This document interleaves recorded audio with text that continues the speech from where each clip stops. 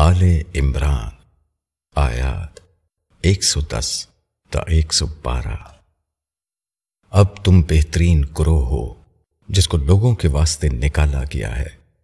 تم بھلائی کا حکم دیتے ہو اور برائی سے روکتے ہو، اور اللہ پر ایمان رکھتے ہو، اور اگر اہل کتاب بھی ایمان لاتے تو ان کے لیے بہتر ہوتا۔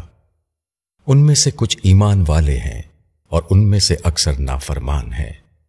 وہ تمہارا کچھ بگاڑ نہیں سکتے مگر کچھ ستانا، اور اگر وہ تم سے مقابلہ کریں گے تو تم کو پیٹھ دکھائیں گے، پھر ان کو مدد بھی نہ پہنچے گی، اور ان پر مسلط کر دی گئی ذلت خواہ وہ کہیں بھی پائے جائیں، سوائے اس کے کہ اللہ کی طرف سے کوئی عہد ہو یا لوگوں کی طرف سے کوئی عہد ہو، اور وہ اللہ کے غضب کے مستحق ہو گئے، اور ان پر مسلط کر دی گئی پستی۔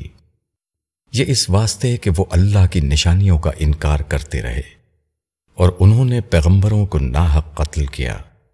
یہ اس سبب سے ہوا کہ انہوں نے نافرمانی کی اور وہ حد سے نکل جاتے تھے۔ تشریح: یہود دین خداوندی کے حامل بنائے گئے تھے، مگر وہ اس کو لے کر کھڑے نہ ہو سکے اور اس کو محفوظ رکھنے میں بھی ناکام رہے۔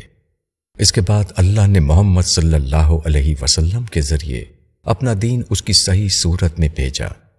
اب امت مسلمہ لوگوں کے درمیان خدا کی رہنمائی کے لیے کھڑی ہوئی ہے۔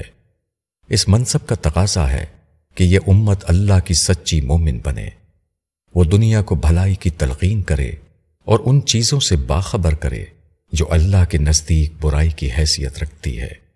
یہ کام چونکہ خدائی کام ہے، اس لیے خدا نے اس کے ساتھ اپنا تحفظاتی نظام بھی شامل کر دیا ہے۔ جو لوگ اس کار خداوندی کے لیے اٹھیں گے ان کے لیے خدا کی ضمانت ہے کہ ان کے مخالفین ان کو معمولی اذیتوں کے سوا کوئی حقیقی نقصان نہ پہنچا سکیں گے۔ تاہم یہود کے انجام کی صورت میں اس کی بھی دائمی مثال قائم کر دی گئی کہ اس منصب حق پر سرفراز کیے جانے کے بعد جو لوگ بدعہدی کریں ان کی سزا اسی دنیا میں اس طرح شروع ہو جاتی ہے کہ ان کو ذاتی عزت و سرفرازی سے محروم کر دیا جاتا ہے۔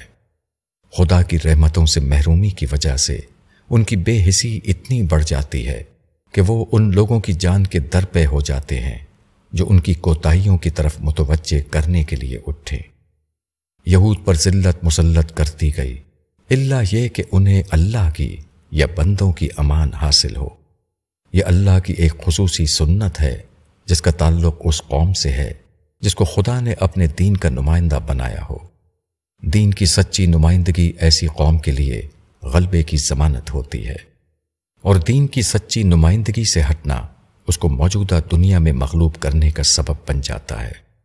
ایسی قوم اگر دین خدا کی نمائندگی سے ہٹ جائے تو موجودہ دنیا میں کبھی وہ ذاتی غلبہ حاصل نہیں کر سکتی۔